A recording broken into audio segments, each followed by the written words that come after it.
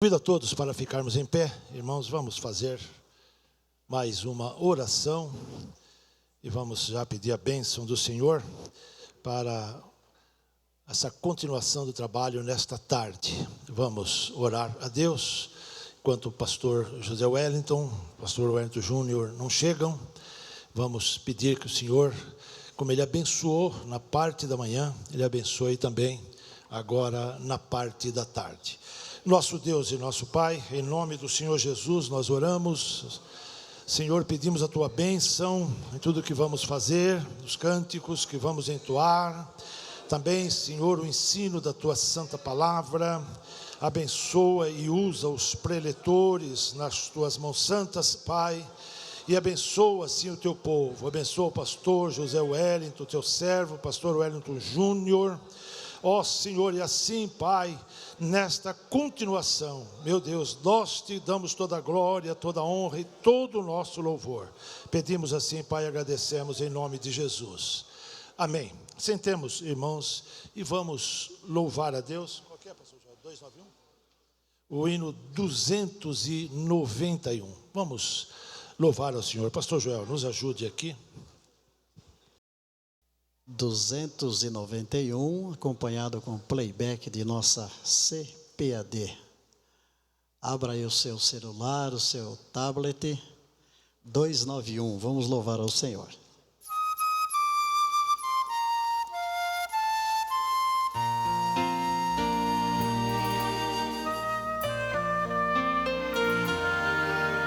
O de cruz serejeu, dela o dia fugiu, como emblema de vergonha e dor. Mas contempla esta cruz, porque nela Jesus deu a vida por mim, pecador. Se eu amo a mensagem da cruz, até morrer eu a vou proclamar. Levarei eu também minha cruz, dá por uma coroa a trocar. Desde a glória dos céus, o Cordeiro de Deus ao Calvário humilhante baixou. Essa cruz tem pra mim atrativo sem fim, porque nela Jesus me salvou. Toda a igreja, se eu amo, aleluia, até morrer eu a vou proclamar. Levarei eu também minha cruz, dá por uma coroa trocar. Nesta cruz padeceu e por mim já morreu meu Jesus para dar-me o perdão.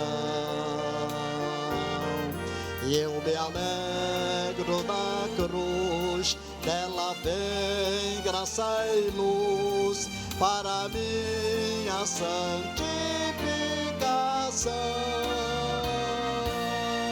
Se eu amo a mensagem da cruz, até morrer eu a vou proclamar.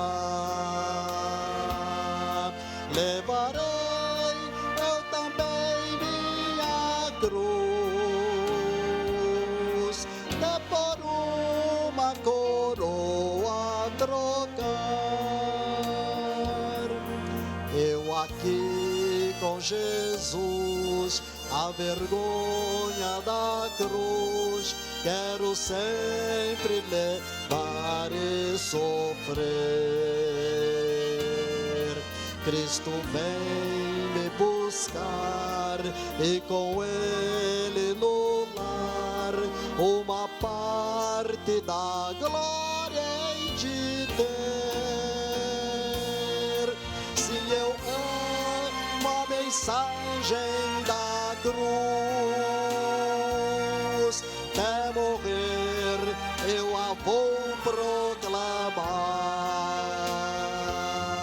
Levarei eu também minha cruz, dá por uma coroa trocar.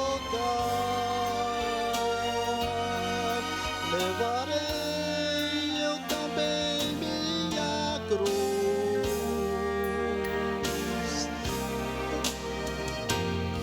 Amém.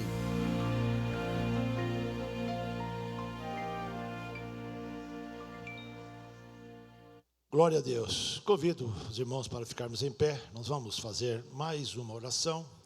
Enquanto o pastor José Wellington não chega, e o pastor Wellington Júnior, nós vamos orando e pedindo a bênção do Senhor. Pastor José Carlos Magalhães estará nos entregando, nesta primeira hora, desta parte da tarde, a santa palavra de Deus. Convidar aqui o pastor Benedito para fazer esta oração. E depois, em pé, nós vamos receber o pastor Magalhães com alegria no Senhor. Querido e eterno Deus, te damos graças, Senhor, nesta oportunidade. Quando temos chegado aqui na parte desta tarde, neste segundo período, Senhor, para que ouvirmos a Tua palavra.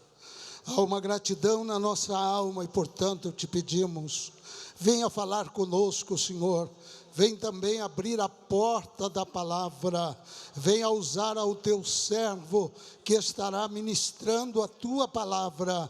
Deus, que nesta tarde possamos ser edificados e que a mensagem venha de encontro com as nossas necessidades, para a edificação do nosso ministério, para o nosso crescimento ministerial. Abençoa cada um dos teus filhos. Nós oramos, Senhor, de uma forma todos juntos para te pedir, unânimes, que o Senhor abra os céus, abra, Senhor, também o entendimento e dê graça ao teu servo. Oramos em nome de Jesus. Amém.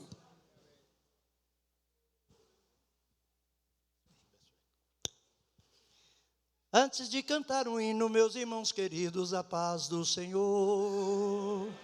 Antes de ler a palavra na Bíblia Sagrada, a paz do Senhor. Antes do meu testemunho com amor profundo, a paz do Senhor. Que a paz sempre esteja dentro desta igreja, a paz do Senhor. De pé como estão, abre Mateus capítulo 21. Vamos ler 2 versículos. Louvado seja Deus. Enquanto os irmãos localizam, eu quero render graças ao Todo-Poderoso pelo privilégio de estar nesta casa mais uma vez, adorando e servindo o Senhor na beleza da sua santidade. Louvar e bendizer a Deus pela vida do pastor José Wellington, nosso muito digno presidente, do pastor José Wellington Júnior, de todos esses obreiros que tanto têm me abençoado e me honrado por onde quer que eu ando. Eu louvo a Deus pela vida desses companheiros, a quem devo muito, no nome de Jesus. Meus queridos companheiros, São Mateus 21, vamos ler 12 e 13, que diz assim, é lá na história da purificação do templo, mas nós vamos extrair daqui uma palavra para a nossa meditação.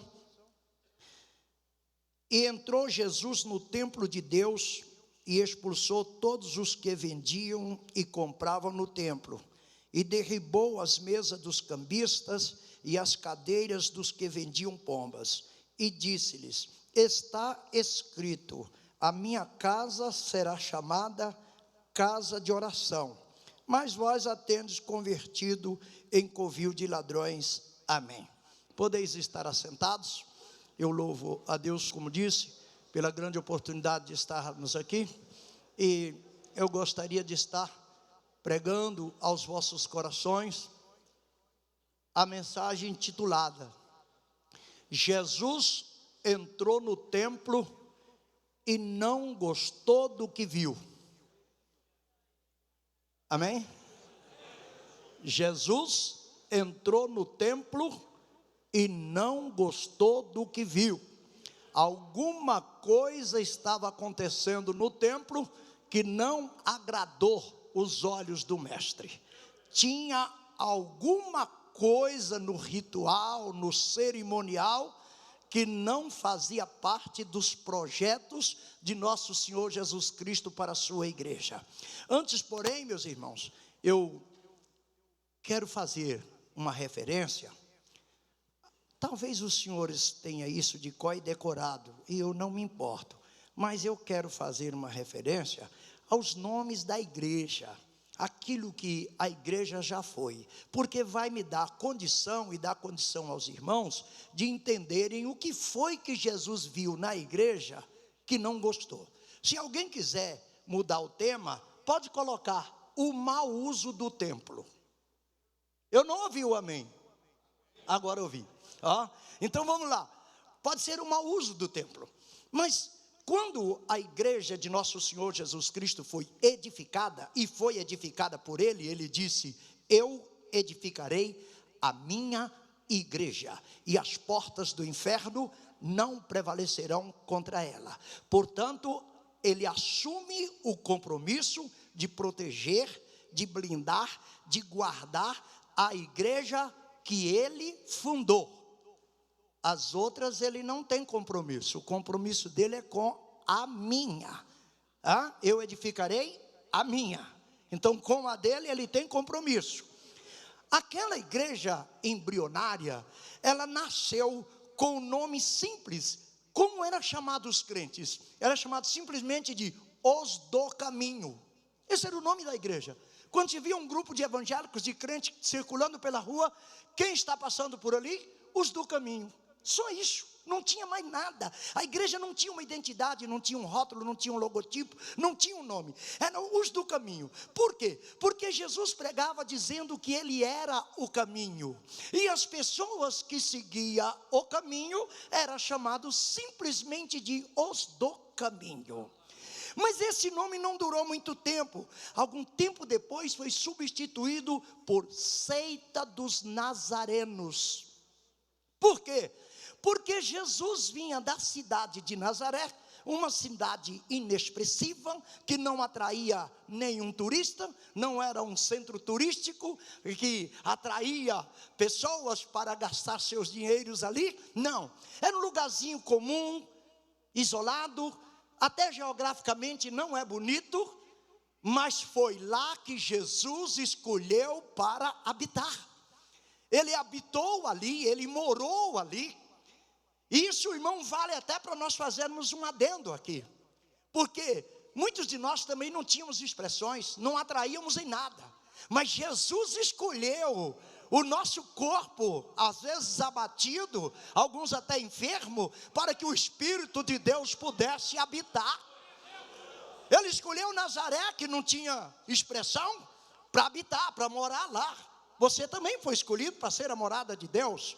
Mas não passou muito tempo, os nazarenos foi dando lugar aos cristãos. Atos capítulo 11, verso 26, diz que pela primeira vez foram os discípulos chamados de cristão. Por que foram chamados de cristão? Porque tinham uma aparência com Cristo. Os obreiros imitavam Jesus em tudo. O modo de pregar, o modo de viver, o modo de orar pelos enfermos, o modo de curar, o modo de transmitir mensagens, era tudo copiando do mestre dos mestres, do Senhor dos senhores. E aí era chamado de cristãos porque pareciam demais com Cristo. Mas eu lamento muito, irmãos, que isso também não durou muito tempo. Eu falo um pouco rápido porque eu tenho uma carga grande para transmitir, e o horário é permitido, então nós vamos usar bem o horário. Mas o cristão passou pouco tempo, não parecia mais com Cristo, não imitavam mais a Cristo, e passaram a ser cognominados de protestantes. Como era o nome da igreja? Vocês acreditam que eu tenho saudade quando a igreja era chamada de protestante? Por que era chamada de protestante, pastor Pereira? Porque protestava, porque não concordava com o erro, não concordava com o secularismo, não concordava com o mundanismo, não concordava com os casamentos mistos, não concordava nem mesmo com as roupas que vestem hoje e que não vestiam naquela época, não concordava com o linguajar trabalhado da mídia. Não, eles protestavam e protestavam quase contra tudo. Os tempos foram passando e os crentes não protestam mais contra nada, não cobra mais nada, do jeito que vier está bom. Eu costumo falar quando estou ministrando para casais, que as mulheres, por exemplo, hoje vestem uma saia que começa muito tarde e uma blusa que termina muito cedo. E aí, os protestantes não aceitavam isso, pastor. Os protestantes achavam que a roupa tinha que ter medida, tinha que ter tamanho, tinha que ter postura, até corte do paletó eles preocupavam. Os protestantes não aceitavam o paletó rachado. Pastor, mas isso era uma bobagem, mas naquela época qualquer crente expulsava demônio. É uma bobagem, mas quando um demoniado entrava na igreja e pegava um crente, os obreiros não chamavam o SAMU, não. Está me entendendo? Hoje, se o demônio pegar uma pessoa na igreja, eles rapidinho metem a mão na cinta, pegam um celular, chamam o SAMU vem, algema lá, amarra, dá uma sossega-leão nele, e eles voltam para casa. Conosco é assim, aqui na casa de Deus, e ele não deixa bagunçar, não. Pastor, eu confesso diante do Senhor e do meu Deus, eu vi adolescente de 13 anos de idade levantar um dedo para uma pessoa possuída por demônio na igreja, levantando os bancos da igreja, que não é leve, pastor. Aqueles bancos são pesados, 2 homens para carregar um banco. Aquela mulher levantava e jogava o banco lá na frente. Menininha foi durinha assim, aquele jeitinho, tinha roupa, tinha cabelo, tinha tudo. Chegou lá aquele dedinho magro, parece só tinha o osso, e disse: saia em nome de Jesus. E saía. A igreja dos protestantes era boa, irmão. Depois ninguém protestou mais nada, deixou isso para os partidos políticos fazerem, né? Ninguém mais faz protesto nenhum. Aí virou os crentes. Era chamado simplesmente de os crentes. E os crentes pegou bem, irmão. Pegou bem. Por quê? Por que era chamado de crente? Porque cria, porque acreditava nos dons espirituais, porque acreditava no poder, porque acreditava na unção, porque acreditava na cura milagrosa, porque acreditava no batismo com o Espírito Santo, porque acreditava que Pentecoste não era pulo e nem grito, mas era ação, era poder, era coragem, era dinamismo. Os pentecostais faziam barulho, mas era cheio de unção. Não era barulho, só barulho. E depois dos crentes, irmão, identificado pelo ato de crer. Hoje, irmão, para um crente acreditar no milagre, dá um trabalho.